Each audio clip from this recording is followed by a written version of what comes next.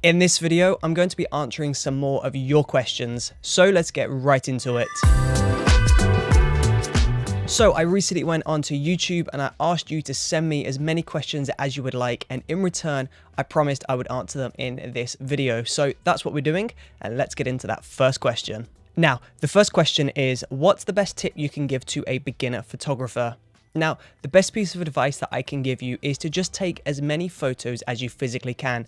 The more photos that you take, the better you're going to get, the more techniques you're going to learn. And this basically means your work is going to improve and your skills are going to improve. And this is the best way to become a professional photographer. As your photos improve, you'll start to build a portfolio, and then you can use this portfolio to reach out to musicians, artists, companies, and you can basically use these photos that you've been practicing over time and use these to advertise yourself to get paid work in return. So my number one piece of advice is practice, practice, practice. Practice as much as you can, take as many photos as you physically can, and never stop experimenting. Keep trying new techniques and never stop learning. Question number 2, what's your favorite talent besides photographer and editor? Well, besides all my filmmaking, photography, editing life, I do thoroughly enjoy running, but I do have a background in free running and parkour. So I did this for around 10 years now, I believe. I started when I was 14, 15, I'm 25 now, so it's been a big part of my life and I do thoroughly enjoy this. You can see some of my old clips right now.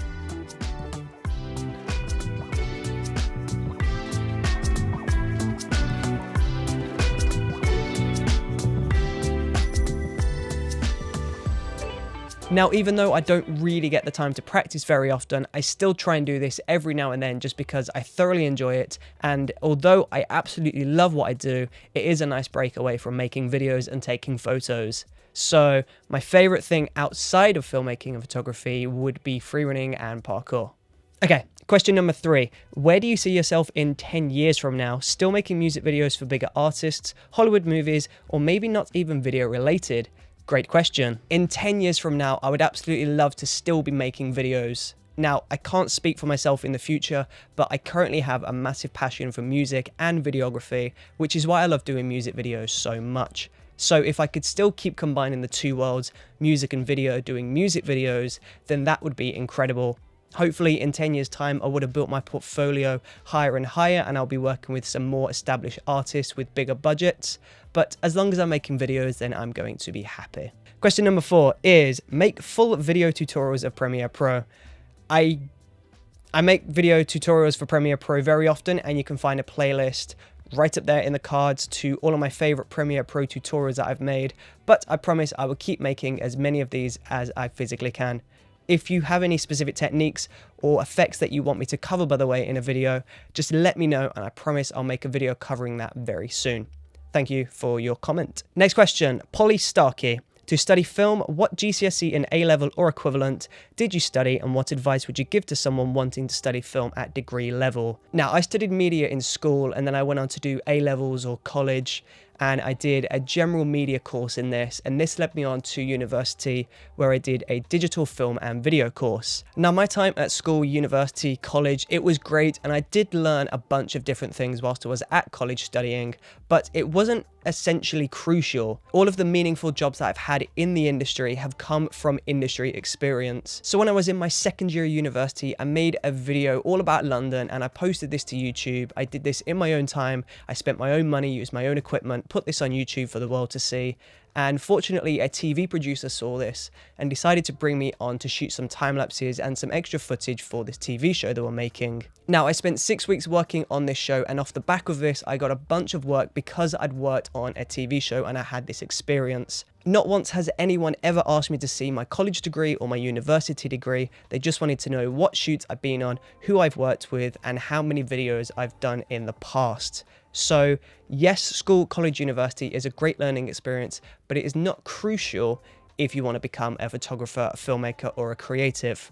However, if you are insistent on going to college or taking education in the creative industry, then I would seriously recommend making the most out of it.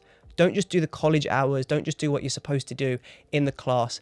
go home, study, practice new techniques, go out and take as many photos as you can, do as much extracurricular activities as physically possible, and just try and squeeze as much juice as you can out of that film course. Make sure you find a course that's right for yourself as well. Every different course is going to offer you something different. Some will be more practical, some will be more theory. So make sure you understand what you're getting yourself into, make sure you're happy with the course, and then squeeze as much out of that course as is physically possible. Thank you for your question, and thank you for your photo in the reviewing the photos video. I really appreciate your support, Polly. Next question.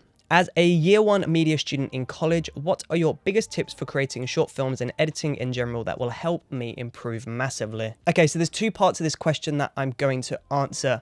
The first is about short films, and the second is going to be about the editing. So first is the short films. The most important piece of advice that I can give you about short films is make sure the story and the script is right. It doesn't matter how good your cinematography, your lighting, your sound is. If you're working with a bad script or a bad storyline, then the film is going to be no good and nobody's going to enjoy the film. So yes, the cinematography is important. Yes, the sound is very important, but put loads of energy into developing a really clear storyline and script for your film. Once you've got this in place, you can then move on and focus on your cinematography and everything else and make that film look beautiful. And then the second part of that question, what advice would you give to improve editing? And that is to really think about what you're editing and cut the video according to what you're going for. So if I was editing a high-paced rock video, I wouldn't use long takes. I would use very fast cuts in the edit to add energy to the video. And the same thing applies for if I was shooting a slow ballad music video. I wouldn't have loads of harsh cuts and harsh video effects. I would keep it very subtle, I would extenuate the takes, and I would really try and show off the beauty of the performance rather than adding energy in the edit. This doesn't just apply to music videos though, you can also do this in all of your other work, for example. So in short films, if you wanted to create something a little bit creepy, then you could hold on to the shot a little bit longer than necessary, and that will create an uneery atmosphere in your film. So it's just a case of trying to figure out what you're shooting, what emotion you're trying to get out of the piece, and trying to cut your video according to the mood or the style that you're going for. Next question. As a struggling new YouTuber myself, what is the one thing you think a new YouTuber should focus mostly on to help grow their channel? And what's the one piece of advice you wish someone gave you when you were first starting out? Firstly, thank you for your question. I know the struggle of being a new YouTuber. It's really difficult. Now, the harsh reality with YouTube is unless you're really lucky or you've come from another platform where you have loads of other followers, it's going to be very difficult starting out. Nobody's going to want to watch you because they don't know you, they don't care about your content, and you're really going to have to prove your worth. So patience and consistency is the key to results on this platform. Now, I've posted over 500 videos over almost 2 years, and at the moment I'm still only 15,000 subscribers in. Now, of course, I'm completely grateful and I'm really honored that 15,000 people have subscribed to this channel, but in the grand scheme of things, that's not huge. YouTube is one of those places where you really have to put your heart and soul and everything else into the platform, and you really have to do this for at least 3 years before you can expect to see any results back.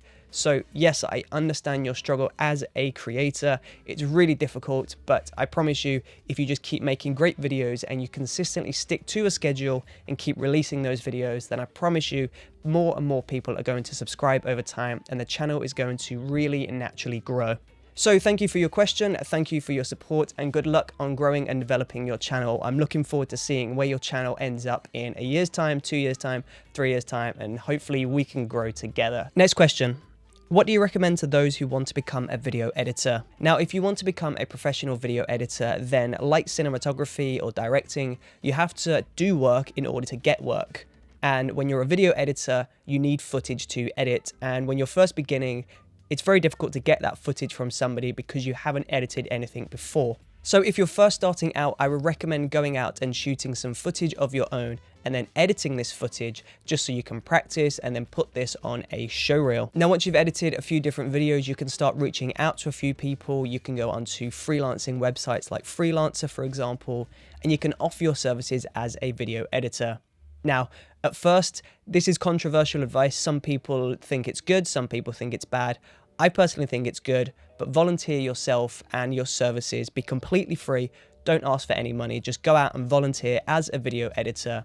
And once you've done this for a short period of time, once you've got some experience, you've had some clients, you can then start charging for your services. And that way you're just going to grow naturally as a freelance video editor. As with everything else though, it just requires hard work, patience, and even more work. So good luck. And if there's anything that I can help you with, then please just let me know. Just drop me a message. Next question. How did you get into doing videography, and what is the best way for a beginner to start?